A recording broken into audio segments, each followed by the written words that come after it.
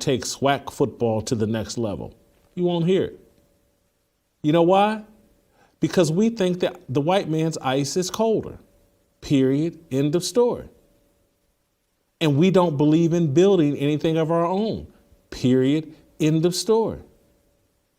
You won't hear any of the talking heads, any of the media personalities say, hey, how come black celebrities and people of wealth didn't rally behind Deon Sanders and Jackson State and other HBCUs and see that Deon created a great opportunity to build the HBCU product into something great and profitable and exciting and sustainable for HBCUs?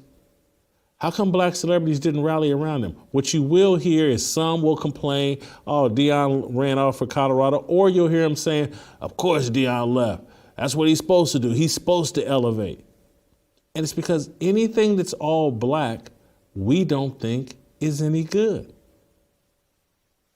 So we don't build it, we don't invest in it, and we certainly don't support it over the long haul. That's my number one take. My second take, which I will bring in JB, Jason Brown, welcome back to the show, is I don't think Deon Sanders is going to be successful at Colorado.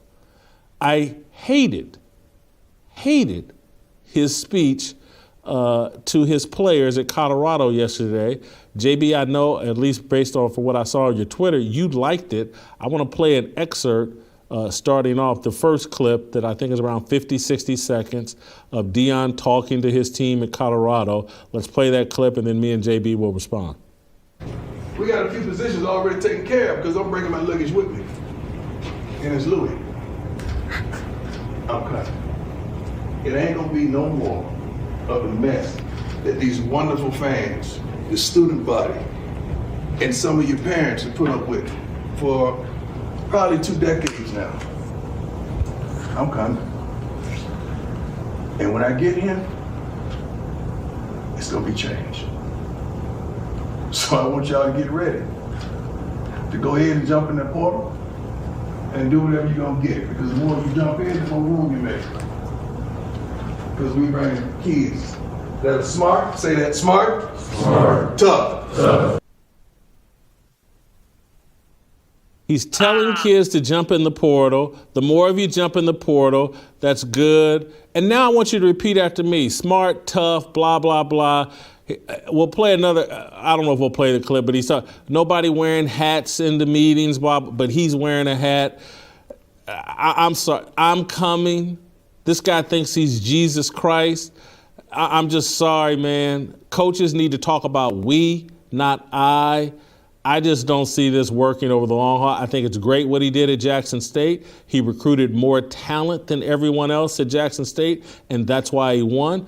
In the Pac-12, he will not recruit more talent than everyone else. He's actually going to have to coach, motivate, and lead. And promising your son and other players jobs before a practice has even been played doesn't work for me, JB. First of all, I think there's a misconception out there on when this meeting was. That meeting you just showed was several days before they even played the Jackson State Southern game. So that people aren't letting you know that. If you listen to what he said earlier, he said, when I get back here, after I finish what I started at Jackson State. I already knew this because, Jason, I have 2 players that start there at Colorado that played for me at Indy on Last Chance U. So I have 2 players there, Chance May and Jamar Chase. They both play there. And so that meeting right there was held several days before he even left Jackson State. So that was all on the wrap. He was already there. Everyone knew he was taking the job. People were asked not to say anything to anybody. So when he said the hat thing, he did say that when I get back here, we are going to have no hats. Now, hopefully he does not wear one. Good point by you. So that was before he even was the head coach there. A lot of people think that happened yesterday. So hold on, JB. Are you sure about this? The athletic director introduced Deon at that meeting. And you're saying he did that before it was officially announced? Yes, they kept it on the wrap because the AD mentioned that Sunday we were going to have a live press conference, which they did have yesterday. And if you look, what was he wearing? That was 3 days before the Jackson State game. He was already accepted the job. Remember, I got a best friend on the staff. I got 2 kids on the team. That was before he even said it in that speech right there. He said, I have to finish what I started when I get back from Jackson State. I thought he's talking about the Celebration Bowl. They got a bowl game they're playing in. No, he's talking about Southern. So they played Southern that day.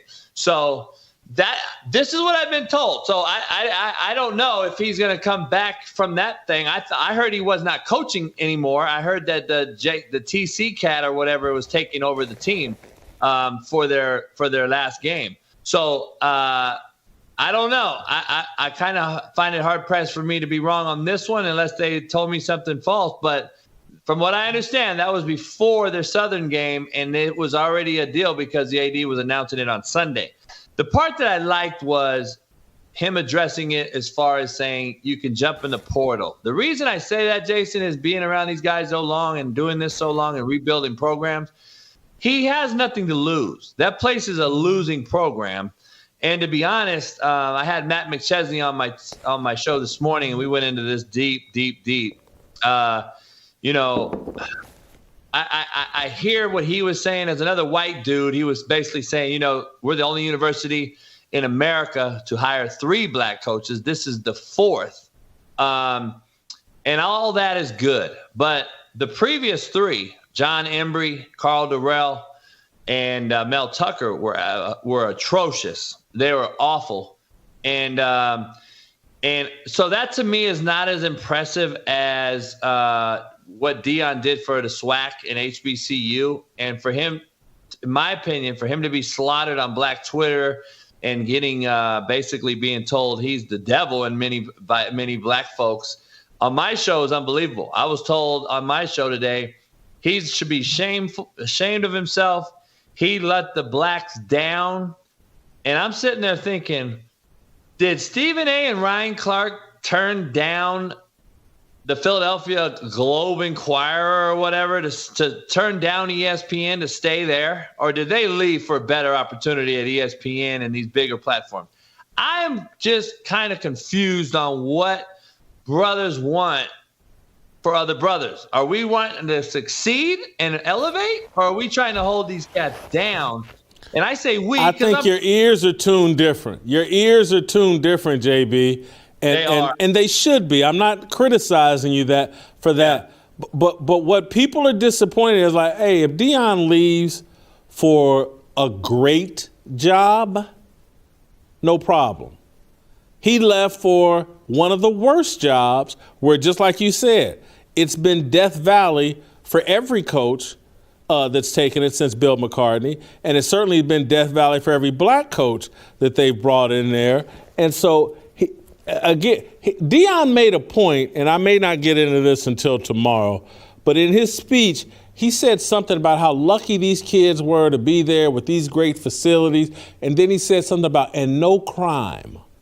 And it's just this little small thing where he said no crime. And what he's saying is, unlike what I was dealing with in Mississippi, and what he's taking a dump on Jackson State, and this is, my ears are tuned different. He doesn't want to do the hard work of turning Jackson State into a premier football institution. And I think he had a chance to do that if the black celebrities that love to talk how pro-black they are, if they dumped their money into Jackson State.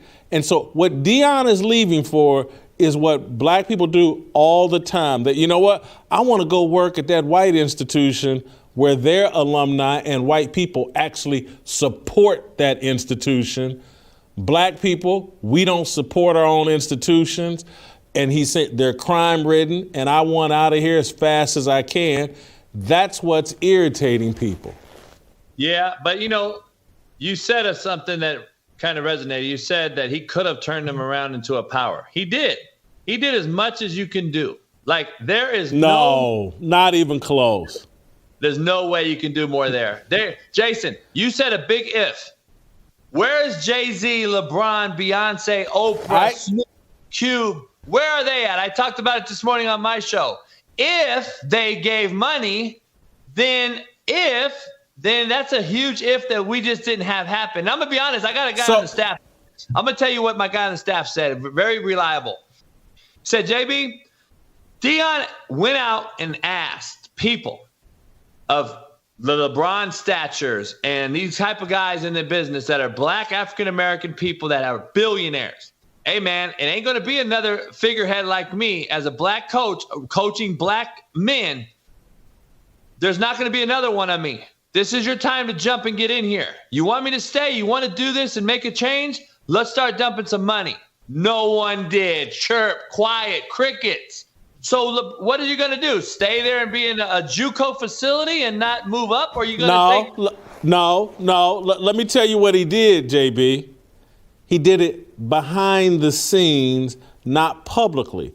When we want something from white people, we don't do it behind the scenes. We hop on national TV and beg and scratch and crawl and cry and shed tears and demonize and call them every name. How come they ain't give me this job? They're racist. We do all of that. But when it's but he gonna ask everybody else behind the scenes, why not take it publicly? Why not a public campaign for people to do what's right?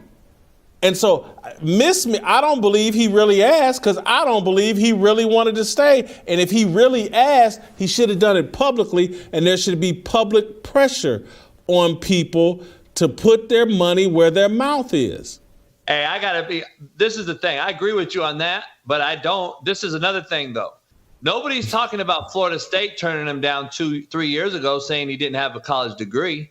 No one's bringing that up at all. No one's talking about Hugh Freeze basically having hookers on the party line at Ole Miss, and he's right back in the SEC at Auburn. No one's talking about USF and Florida Atlantic not even engaging in a conversation with Dion because of what he did in Dallas at his high school that he created and all this type of thing. So I'm confused as to why now he's being bashed, though. That's the problem I have. That's the only problem I have. Was it the right or wrong move? I don't know. But the problem I have is this, because I've been in this profession a long time. When you rebuild something from the ground up like he did at Jackson, gave up his salary for a couple coaches of my buddies of mine I know. He built the locker room, which I've done and been there, done that at Compton College, at Independence. I've done these things. It's only so much you can do, and it wears on you when no one else puts in.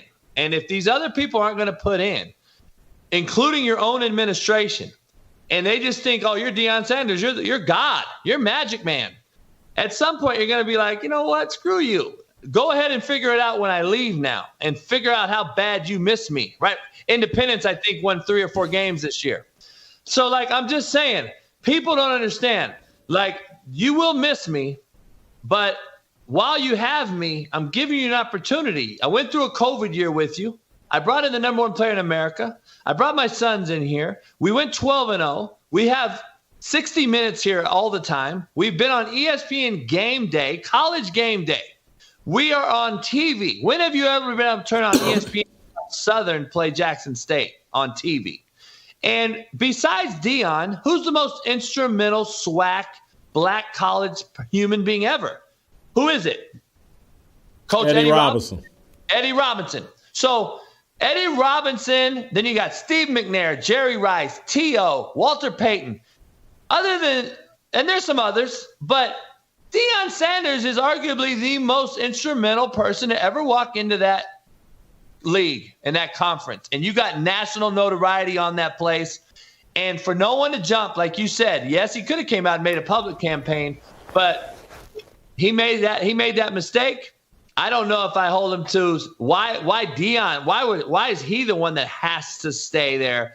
Eddie George is in the league. Eddie George is there. I don't think he has to stay there, but to run out for Colorado and to never really go out and pursue what could have been done, and everything's done behind the scenes, miss me with that garbage. Let me play another clip. This is a 2-minute clip of Dion talking. I believe, to the players. May have been at the press conference. I can't remember. Let's play this clip. Now let's get to business. You know, at Jackson State, we gotta believe. I'm still gonna believe because I've been believing ever since I was a shorty. When I told my mother at the age of 7, I was gonna make a lot of money, I was gonna be rich, and she was gonna never have to work another day of her life. And my actions lined up with that belief. And I hadn't stopped believing. And I have a problem when young men with everything in front of them don't believe. That's a problem for me. Tremendous problem. Because you can rescue your mama, you can rescue your father, your friends, your loved ones, the homies, anybody who's looked out for you. You have the ability and opportunity to do that, but you gotta believe. It's a spirit around this team, around the school, that is not traditional. In some kind of way, you guys have accepted it, and you've begun to be complacent with it. And even some of the guys that aren't here that's supposed to be here, those are the ones. All this gonna stop. I still have unfinished business to do at Jackson State, because whatever I start, I'm gonna finish. And we gotta go win this championship. We're gonna do that. But then shortly thereafter, I just want you to know, I'm coming. Not to compete, but to win. Not to show up, but to show out. Not to be amongst the rest, but to be the best. I'm coming. I'm flat out coming. This is real. This ain't no ESPN, or this ain't one of the networks you just happen to see me on. I'm right in front of you. You know why? Because I'm coming. I'm coming to restore, to replace, to re-energize some of y'all that are salvageable. I'm not gonna lie, everybody that's sitting their butt in the seat ain't gonna have a seat when we get back. But I'm coming. See, that's why my kids were telling me that's why. You know, a couple guys didn't even show up to his meeting because it was a couple days prior. So he was pissed about some people not showing up, some players not showing up. And that's what I think he went on the rant about. Okay, you go I would have walked out. I would have walked out. As a player? This guy's making it all about him. This ain't ESPN. I'm here. You're looking at me. This is idolatry at the highest level. It's self-idolatry. This will not work. There's JB, and again, correct me if I'm wrong. No head coach that I know of any success gives that kind of speech. I'm coming. I'm doing this. I. Coaches don't talk that way. It's about the kids.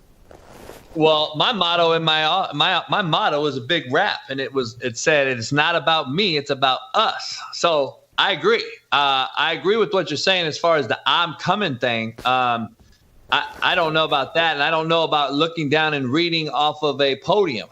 If I address my team, it's from the heart. I've never had to script anything. So I'm not going to read a script when I address my team. I should already know what I'm going to say because it's from the heart, and that's what I want. And that's what those kids feel when they get coached by me. They know it's genuine and real. I don't know how real and genuine that looks. I know he gets through to the kids. I know that's half the battle. And coaches lose games. Players win games. I saw what you wrote earlier, and I'm a huge advocate for that. I think coaches lose them. Players win them. I don't know. I wouldn't have bought in either. The quarterback's already entered the portal today. If you hadn't seen, the starting quarterback's already entered JT Stroud, yeah. No, McCown. McCown's son is the starter at Colorado. He's already entered the portal because, I'm sure you remember Josh McCown, the quarterback. That's his kid. Mm-hmm. That's his kid. So he's entered the portal, but that's what's going to happen when you come in and say, you know, I'm Big Willie and I'm handing out jobs in your press conference. Which is you illegal. haven't coached these kids a day in your life. First of all, his comments, his own son at the time he's making these comments isn't in the portal. He's still a member of Jackson State's team. It's all inappropriate. Deon doesn't play by any set of rules. You can do that at the SWAC. he's about to get eaten alive by Pac-12 coaches that are irate, that he's going to be trying to entice their kids to get into the portal.